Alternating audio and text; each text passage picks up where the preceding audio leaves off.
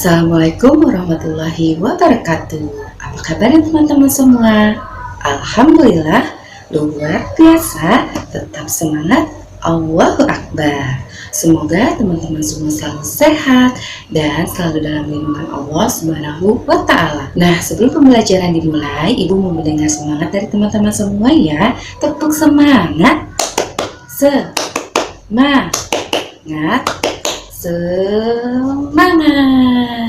Kita harus selalu semangat setiap hari ya teman-teman. Dan jangan lupa selalu menjaga kesehatan dengan cara mencuci tangan dengan sabun di air mengalir sebelum dan sesudah beraktivitas. Nah, untuk pembelajaran kali ini teman-teman bisa minta tolong ayah atau bunda untuk mendampingi ya. Sebelum pembelajaran dimulai, alangkah baiknya kita berdoa terlebih dahulu ya teman-teman, agar kita selalu disayangi dan dilindungi oleh Allah Subhanahu wa Ta'ala. Bila aku berdoa, ku angkat tanganku dengan suara lembut, tidak berteriak. Berdoa sungguh-sungguh agar dikabulkan segala permohonan hamba yang beriman. Tanganku ada dua, jarinya 5-5. Ku susun keduanya, mari kita berdoa. Membaca surat Al-Fatihah. Bismillahirrahmanirrahim. Alhamdulillahi rabbil alamin. Ar-Rahmanirrahim. Maliki yaumiddin. Iyyaka na'budu wa iyyaka nasta'in.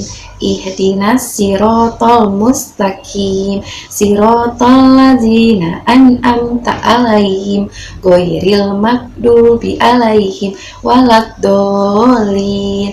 Amin. Belajar. Bismillahirrahmanirrahim. Rabbi zidni ilman warzuqni fahman. Ya Allah, tambahkanlah ilmuku dan pertinggilah kecerdasanku. Amin. Pembahasan kali ini Ibu akan membahas mengenai tema air, udara, dan api. Subtema guna air dan bahaya air. Siapa yang sudah tahu air? Wah, pintar. Nah, siapa yang sering minum air? Wah, hebat. Kita harus selalu minum air putih setiap hari ya teman-teman. Tapi airnya harus dimasak terlebih dahulu supaya tidak sakit perut. Nah, sebelum ke pembahasannya, Ibu akan mengajak teman-teman semua untuk menyanyikan sebuah lagu yang berjudul Air. Lagunya seperti apa? Dengarkan baik-baik ya. Mengalir, mengalir, air mengalir ke sawah, ke sungai, juga ke rumah. Air untuk minum, air untuk mencuci, air untuk mandi dan gosok gigi. Sik, sik, sik, tepuk air untuk mandi, jebar jebur untuk minum, klek klek klek untuk mencuci, kucek kucek, kucek kucek. Teman-teman, sekarang kita masuk ke pembahasannya mengenai air. Teman-teman, apa saja sih huruf air itu? A, I, R. Wah, pintar. Air hanya ada 3 huruf, yaitu huruf A, I, dan R. Air. Wah, hebat. Nah, teman-teman, air itu merupakan sumber yang paling penting bagi kehidupan manusia. Jika tidak ada air, manusia tidak akan hidup. Satu manfaat air bagi kehidupan manusia adalah untuk minum. Siapa yang sering minum di rumah? Wah, hebat. Ingat ya teman-teman, setiap hari teman-teman harus minum sehari itu sebanyak 8 gelas supaya badan kita sehat. Nah, Teman-teman tahu tidak, selain untuk minum, kegunaan air itu untuk apa saja? Siapa yang tahu? Pintar! Untuk mencuci piring, lalu mencuci pakaian, untuk berwudu, untuk mandi. Wah, hebat! Dan lain sebagainya. Nah, teman-teman tahu tidak, sumber-sumber air untuk kehidupan manusia itu berasal dari mana saja ya? Yang pertama, sumber air berasal dari air hujan. Air hujan adalah air yang datang dari langit lalu jatuh ke permukaan bumi. Yang kedua adalah air laut.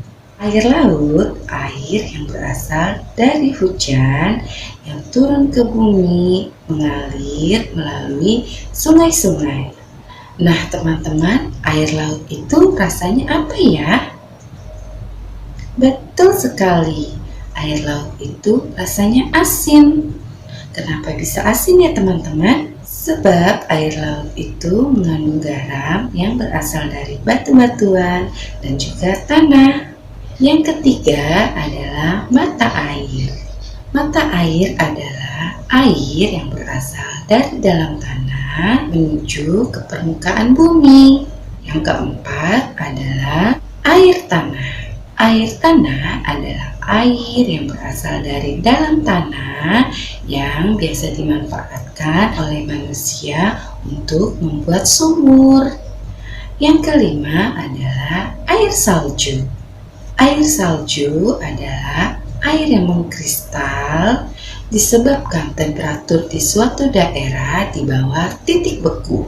Nah, teman-teman, selain air bisa berguna bagi kehidupan manusia, ternyata air juga bisa berbahaya loh teman-teman. Contohnya adalah banjir. Banjir disebabkan karena hujan lebat yang turun terus-menerus. Bahaya yang kedua adalah kekeringan. Kekeringan terjadi pada saat musim kemarau. Bahaya air yang ketiga yaitu air limbah.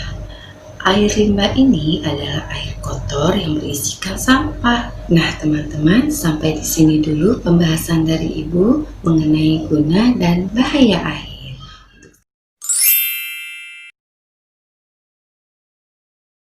Nah, teman-teman, di kesempatan kali ini Bunda akan mengajak teman-teman semua untuk membuat sebuah sains, yaitu api penghisap air. Seperti apa caranya dan apa saja bahan yang diperlukan, teman-teman bisa simak videonya baik-baik ya. Nah, teman-teman, alat yang dibutuhkan adalah sebuah piring, gelas, air, lilin, korek api, dan pewarna makanan.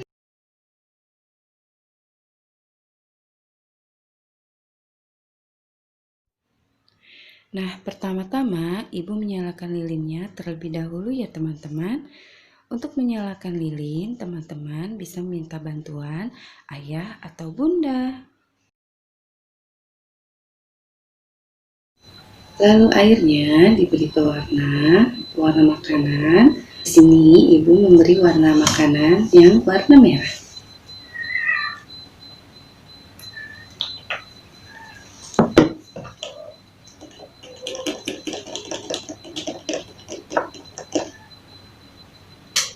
Kalau sudah seperti ini, langsung tuangkan ke dalam piring sedikit demi sedikit.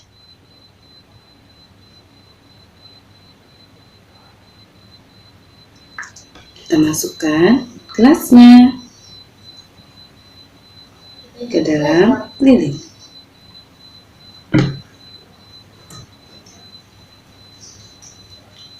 Nah, airnya naik ya teman-teman. Nah, teman-teman, kenapa ya api bisa mengisap air ke dalam gelas? Inilah penjelasannya. Nyala api di dalam gelas akan padam sebab proses pembakaran memerlukan oksigen. Semakin lama, oksigen di dalam gelas akan berkurang. Saat oksigen habis, maka tidak dapat terjadi proses pembakaran lagi, sehingga membuat air di dalam gelas akan sedikit naik disebabkan karena jumlah oksigen di dalam gelas berkurang dan menyebabkan tekanan udara di dalam gelas turun, sehingga menyebabkan air dalam gelas naik lebih tinggi dari permukaan air di luar gelas.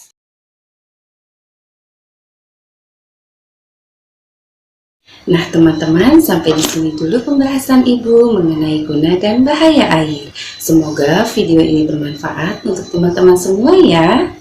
Pesan dari Ibu, mulai dari sekarang berhematlah menggunakan air. Pakailah air secukupnya saja. Ketika teman-teman membuka keran, jangan lupa untuk menutupnya kembali ya. Baiklah teman-teman, sebagai penutup kita ucapkan hamdalah. Alhamdulillahirabbil alamin. Wassalamualaikum warahmatullahi wabarakatuh.